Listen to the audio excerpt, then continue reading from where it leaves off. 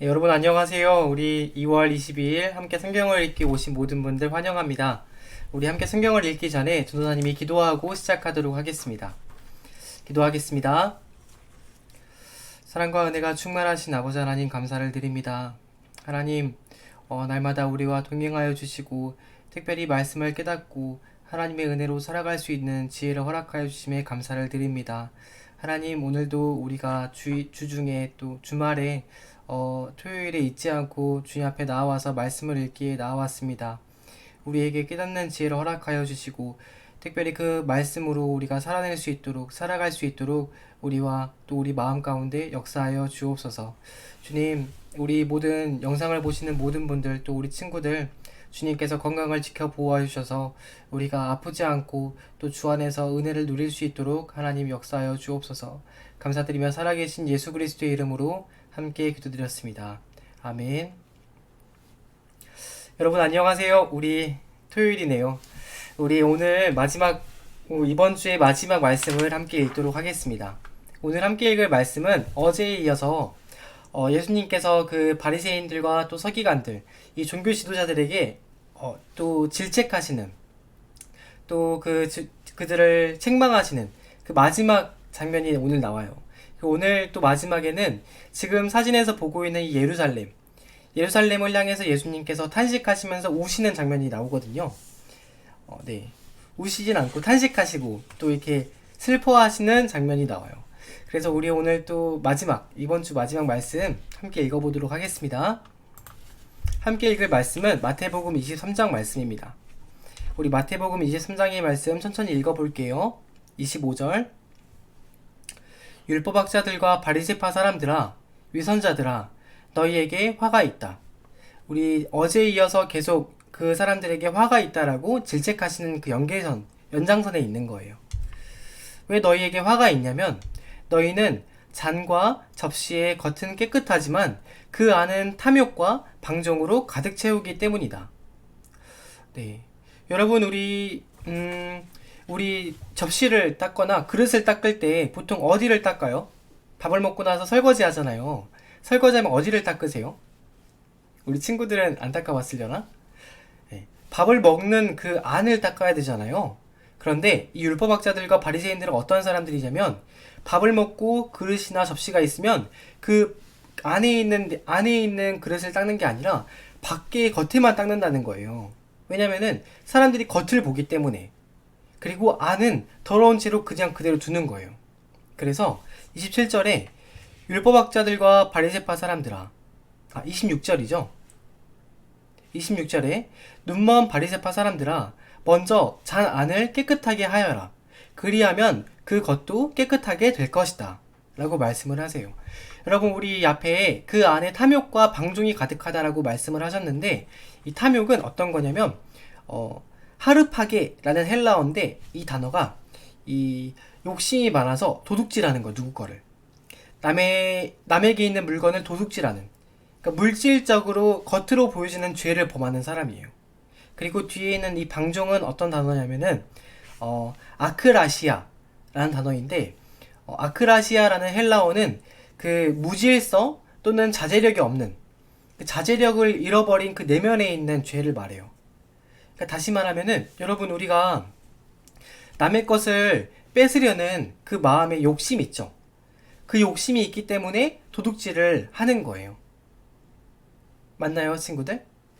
도둑질을 하니까 욕심이 있는 그 마음이 더러워진 게 아니고, 마음이 이미 남의 것을 훔치려는 마음이 있기 때문에 행동도 남의 걸 훔치는 게 나오는 거죠. 그 마찬가지로 이 바리새인들도 악한 마음이 있기 때문에 악한 행동을 하게 된 거예요.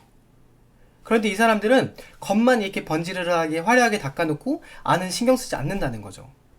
그래서 예수님께서 말씀하시기를 너희 안을 먼저 깨끗하게 하여라. 그러면은 너희 겉도 깨끗하게 될 거다, 자연스럽게. 안을 신경 쓰라고 하시는 거죠. 그러니까 이 사람들을 그릇의 겉만 닦는 그런 사람들로 말씀하셨어요.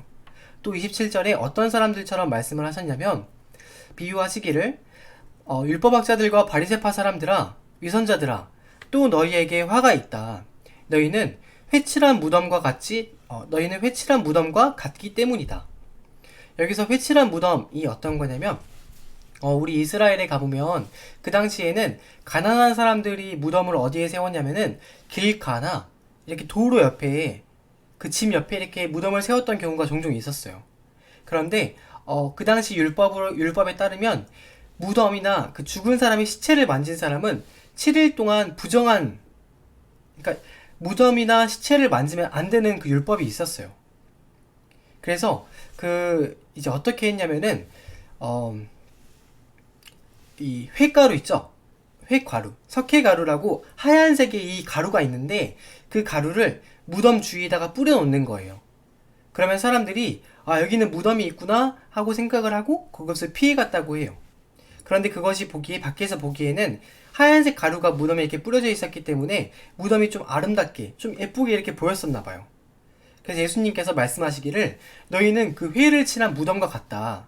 왜냐면 여기 27절 후반부에 그것은 겉으로는 아름답게 보이지만 그 안은 무덤이니까 뭐가 있겠어요? 죽은 사람의 뼈와 온갖 더러운 것들이 가득하다. 이와 같이 너희도 겉으로는 사람에게 의롭게 보이지만 속에는 위선 그리고 불법이 가득하다. 마치 그 겉만 닦은 장과 같다는 거죠. 회칠한 무덤이 이 사람들의 상태와 같다라고 말씀을 하셨어요. 28절 이와 같이 너희도 겉으로는 사람을 의롭게 보이지만 그 속에서는 위선과 불법이 가득하다. 율법학자들과 바리새파 사람들아, 위선자들아, 너희에게는 화가 있다. 왜냐면 너희는 예언자들의 무덤을 만들고 의인들의 기념비를 꾸민다. 이 예언자들의 무덤과 의인들의 기념비가 어떤 거냐면 유대인들은 그 당시 추앙받았던 사람들이나 영웅이라고 생각했던 그런 사람들의 무덤을 만들고 굉장히 아름답게 그것을 꾸미는 것을 좋아했어요. 그리고 또 이게 그들의 전통이어서 그 성전에 내는 세금 있잖아요. 그 성전세를 가지고 그 무덤을 만들 정도로 국가에서도 적극적으로 그거를 장려했던 많은 유대인들 모두가 관심을 가졌던 그런 사업이었어요, 이게. 그런데 예수님께서 말씀하시기를 우리 29절 읽었죠? 네, 그들의 기념비를 꾸민다는 거예요. 그러면서 그들이 말하기를 우리가 조상의 시대에 살았다면 예언자들의 피를 흘리는 일에는 가담하지 않았을 것이다 하고 말하고 있었어요. 네, 하고 말하기 때문이다. 이게 어떤 거냐면 여러분 그 예언자들이나 선지자들이 예수님이 오시기 전에 구약시대에 이사야나 예레미야나 에스겔이나 수많은 예언자들이 있었는데 그들이 돌을 맞거나 죽임을 당하거나 이렇게 많은 고난을 당했을 때 누구에게 고난을 당했냐면 이스라엘 사람들에게 고난을 당했어요. 왜냐면은 하나님께서 이스라엘 백성에게 얘들아 너희 이거 하지 말아라 라고 선지자를 보내신 거거든요. 근데 이스라엘 사람들은 그 말을 듣기 싫어서 선지자들을 죽이거나 핍박을 했던 거예요. 그런데 후대에 이제 이스라엘 사람들이 뭐라고 말했냐면은 왜 그랬을까? 우리가 그 시대에 살았으면 우리는 안 그랬을 텐데 이렇게 말하는 거예요. 그러니까 한마디로 말하면은 자신들의 조상들 있죠. 그 당시에 이스라엘 사람들 그 사람들을 비판하면서 한편으로는 나는 떳떳하고 나는 그런 사람이 아니야 라고 자기 자신을 스스로 위로했던 거죠. 그러니까 기념비를 더 세웠던 거예요. 우리는 그런 사람들이 아니기 때문에 이렇게 기념비도 세운다 라는 마음이 은연중에 있었어요. 그들 마음에. 그 두 번째는 뭐였냐면은 우리 같이 읽어보고 또 말씀을 할게요. 네. 안 했을 것이다 라고 말하기 때문이다. 그리고 31절에 보니까 예수님께서 그들에게 말씀하시기를 너희가 이렇게 말을 해서 너희는 예언자들을 죽인 자들의 자손임을 스스로 증언한다 라고 말씀을 하셨어요. 이건 또 무슨 소리냐면 여러분 좀 잘 생각해 봐야 돼요. 잘 생각해 봐야 돼. 어떤 거냐면 이제 이스라엘 사람들 그러니까 지금 예수님 시대에 살고 있던 바리새파 사람들과 종교 지도자들이 이렇게 말을 했어요. 우리가 조상의 시대에 살았더라면 우리는 예언자들의 피를 흘리는 일에 함께하지 않았을 텐데 라고 말한 거는 지금 바리새파 사람들은 누구의 자손이라는 거예요? 네. 누구의 자손이냐면 예언자들을 죽이고 그들을 핍박했던 사람들의 자손이라고 스스로 인정을 한 거죠. 맞나요? 네.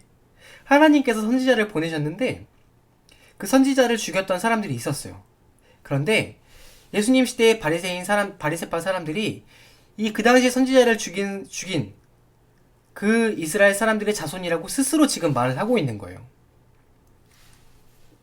맞죠? 그런 거죠. 네, 근데 그 당시에 그 일반적인 통념에서는 어떤 그 이제 출애굽기 20장 5절에 보면은 어떤 가문이나 우리 조상의 어떤 누군가가 죄를 지으면은 그 조상의 죄를 후대의 사람들도 뉘우치고 반성하고 또 그 대를 이어서 그것이 전해져 오도록. 그래서 그 후대의 후손들은 그 죄를 반복하지 않고 자숙하면서 겸손하고 선행을 쌓는 이렇게 하도록 하는 게 그 당시의 통념이었어요. 그 당시 생각이었어요. 그런데 지금 보세요. 이스라엘 사람들은 어떤 반응이에요? 자신들의 조상이 선지자를 죽였다라고 말을 하지만 지금 보면은 나는 다르다. 나는 그 사람들과 달라. 나는 선지자들의 말을 다 들었을 거야. 그 시대에 있었으면은. 라고 말하면서 굉장히 자숙하는 마음도 없고 회개하려는 마음도 없다는 거예요. 좀 전도사님이 이 예가 맞을지 모르겠는데 좀 쉽게 설명을 하기 위해서 우리나라도 여러분 현충원이라고 있는 거 아시죠? 우리나라를 위해서 또 국가의 어떤 그 중요한 일들을 위해서 또 돌아가신 그런 분들을 기리는 현충원, 국립현충원이 있어요. 근데 국립현충원을 만든 사람들은 한국의 국립현충원을 만든 사람은 당연히 누구겠어요? 현충원의 후손들인 대한민국 사람들이겠죠. 그런데 우리가 일제강점기 시대에 일본에 대항해서 맞서 싸워서 죽임 당했던 분들이 계세요. 그런데 죽임당한 분들을 현충원에 모셨는데 일본 사람들이 비유가 적절할지 모르겠지만 일본 사람들이 그 이제 현충원에 묻혀 있는 그 사람들을 보면서 이렇게 말하는 거예요. 아니 우리 일본 선조들이 그렇게 일제강점기 시대에 한국 사람 많이 죽였지만 우리는 달라. 우리 같았으면 안 죽였을 텐데 왜 죽였지? 이런 마음을 갖고 있는 거예요. 그럼 한국 사람들의 입장에서 어떻겠어요, 마음이? 굉장히 화가 나겠죠. 그렇죠. 전도사님은 어떤 민족주의나 그런 민족주의자거나 그런 건 아닌데 예를 들면 그런 거예요. 그러니까 그 사람을 죽였던 사람이 후대에 뉘우치지 않고 굉장히 이렇게 반성하지 않는 태도를 보인다는 거죠.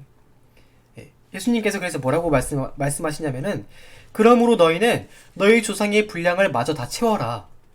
그러니까 무슨 뜻이냐면 너희 조상들이 선지자들을 죽였던 것처럼 너희도 조상들이 했던 일 그대로 너희도 이어받아서 마저 해라. 그 일을 냉소적으로 이렇게 약간 이 비판적으로 지금 말씀을 하시는 거예요. 너희도 조상들 했던 것처럼 똑같이 해라 라고 말씀하시면서 이 뱀들아 독사의 새끼들아 너희가 어떻게 지옥의 심판을 피하겠느냐 라고 말씀을 하세요. 굉장히 강력하게 지금 거의 욕하는 것처럼 비판을 하신 거죠. 네. 이 정도로 그 당시에 바리새인들을 혼내셨어요. 근데 이것도 그 혼내려는 마음이 아니고 사랑하셔서 이렇게 하신 거예요. 그들이 이 말을 듣고 회개하고 돌아오게 하도록.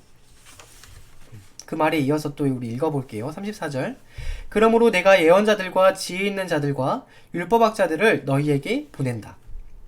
이거는 이 유대의 종교 지도자들이 아니고 나중에 이제 예수님께서 이 십자가에서 돌아가시고 부활하시고 승천하신 이후에 교회에 그리스도의 복음을 위해서 또 하나님께서 보내신 그런 훌륭한 교사들을 말해요. 훌륭한 교사들. 이제 바울이나 여러 사도들이나 그런 초대교회 많은 사람들 보낼 건데 너희는 그 가운데에서 더러는 죽이고 또 더러는 십자가에 못 박고 더러는 회당에서 채찍질하고 이 동네 저 동네를 다니면서 그들을 박해할 것이다. 예언을 하신 거죠. 그리하여서 의인 아벨의 피로부터 너희가 성소와 제단 사이에서 살해한 바랴가의 아들 스가랴의 피에 이르기까지 땅에 죄 없이 흘린 모든 피가 너희에게로 돌아갈 것이다. 라고 말씀하세요. 그러니까 이 이스라엘 사람들 종교 지도자들은 우리는 안 그럴 거야 라고 말하지만 너희도 독사의 새끼들이고 너희가 너희 스스로 그 선지자를 죽였던 사람들의 후손이라고 말했기 때문에 너희도 똑같이 할 것이다. 그리고 이 피는 누구에게 돌아가냐? 다른 사람이 아니라 너희들에게 돌아갈 것이다 라고 말씀을 하세요. 여러분, 이 아벨 알죠? 그 아담의 아들 아벨, 이 가인과 아벨에서 그 아벨이에요. 성경 첫 번째 나오는 인물이거든요. 그리고 이 바라기아의 아들 사가랴는 어떠한 사람이냐면, 그 히브리인들이 가지고 있는 성경에서 그 구약의 가장 끝에 나오는 순교하는 사람 이름이에요. 그러니까 한마디로 성경의 처음부터 끝까지 모든 순교했던 그 사람들이 흘린 피 뿐만 아니라, 우리가 또 우리 신약시대의 어떤 그렇게 생각을 해보면, 태초가 천지가 창조됐을 때부터 예수님께서 다시 오실 때까지 흘리는 수많은 선교사들의 피, 그 피가 누구에게 돌아가냐면은 너희에게 돌아갈 것이다. 34절에 정말 무서운 말씀인데, 내가 진정으로 너희에게 말한다. 이 일의 책임은 다 이 세대에게 돌아갈 것이다 라고 말씀을 하세요.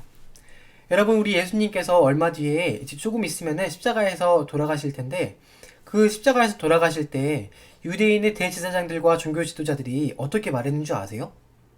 네. 그때 그 예수님을 신문했던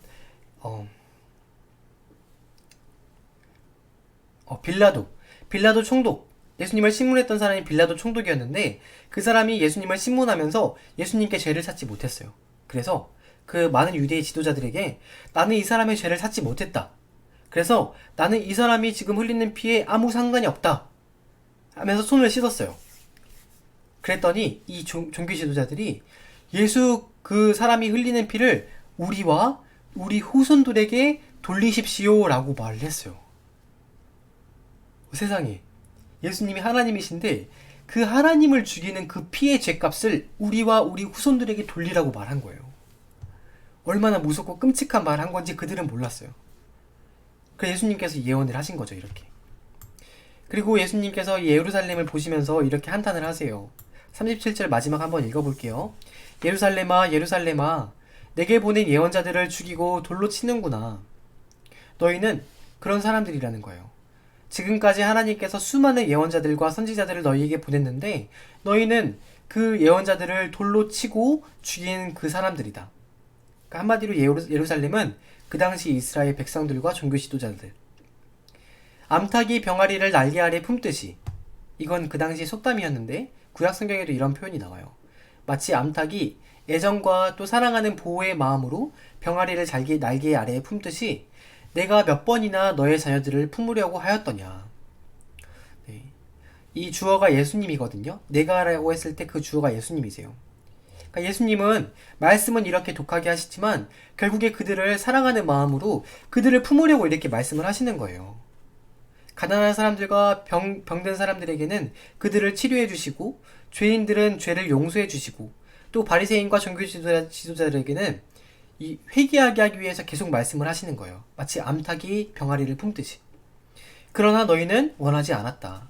보아라, 너희의 집은 버림을 받아서 황폐하게 될 것이다. 내가 너희에게 말한다. 너희가 이제는 주님의 이름으로 오시는 분은 복되시다 하고 말할 그때까지 너희는 나를 다시는 보지 못할 것이다 라고 말씀을 하세요. 여러분, 우리가 알고 있는 것처럼 이 주님의 이름으로 다시 오시는 분은 복되시다, 이게 언제냐면은 메시아가 이 땅에 내려올 때 그분을 송축하는, 찬양하는 그런 말이에요. 근데 지금 이제 예수님께서 곧 승천하셔서 하늘나라에 올라가실 거잖아요. 근데 메시아가 다시 올 때는 언제일까요? 네, 예수님께서 이제 하늘에 올라가셨다가 이 땅에 다시 재림하셨을 때, 그때까지는 이스라엘의 눈이 어두워서 예수님을 보지 못할 거다라고 말씀을 하세요. 여러분, 로마서 11장에 보면 어떤 말씀이 있냐면은, 이건 진짜 엄청난 예언이에요. 어떤 말씀이 있냐면, 네, 이방인들의 충만한 수, 그러니까 이방인들의 정해진 그 수가 돌아오기 전까지 유대인들의 눈이 멀어서, 유대인들의 눈이 가리워져서 예수님을 그리스도로 보지 못할 거다라고 써 있어요. 이것과 거의 비슷한 말씀이죠. 근데 여러분, 재밌는 사실이 뭔지 아세요? 지금도 유대인들, 이 사건이 있는 뒤에 2000년이 지난 지금까지도 유대인들은 예수님을 메시아로 인정하지 않아요. 심지어 예수님을 메시아라고 인정하는 사람을 민족의 배신자라고 생각하고 유대인들에게서 그냥 민족을 떠나는 배신자들로 생각을 해요. 더 이상 예수님을 믿는 유대인은 유대인이 아니다 라고까지 말을 하는 거예요. 이게 언제까지 계속되냐? 예수님께서 다시 오시기 직전, 모든 민족의 복음이 증거될 때, 그때 이후에 충만한 수가 돌아온 이후에 유대인의 눈이 띄어지는 거예요. 대단하죠. 여러분, 이것만 보더라도 성경이 가짜가 아니고 거짓말이 아니라는 거 우리가 알 수 있어요. 성경의 예언이 그대로 이루어지고 있잖아요. 그렇죠? 여러분, 우리가 함께 읽은 말씀은 오늘 여기까지인데요. 우리 다음 주 월요일에 또 함께 말씀을 볼 건데, 다음 주에는 그 종말에 대해서 예수님께서 이 세상의 마지막 때는 어떤 일이 있을 것인지 그걸 또 말씀하시는 구절이 있거든요. 굉장히 흥미로운 말씀이에요. 우리 또 다음 주에 함께 마태복음 마지막 남은 부분을 함께 읽어보도록 하겠습니다. 우리 내일은 주일이잖아요. 우리 또 거룩한 성일 기억하고 우리의 마음과 뜻과 힘을 다해서 하나님을 예배하는 그런 하루가 되었으면 좋겠습니다. 네, 오늘도 기도로 하루를 마무리하시고 전도사님은 다음 주 월요일에 함께 또 말씀으로 말씀 읽는 시간으로 만나도록 할게요. 여러분, 그럼 다음 주에 만나요. 내일 주일에, 그리고 다음 주에 만나요. 네, 여러분 안녕.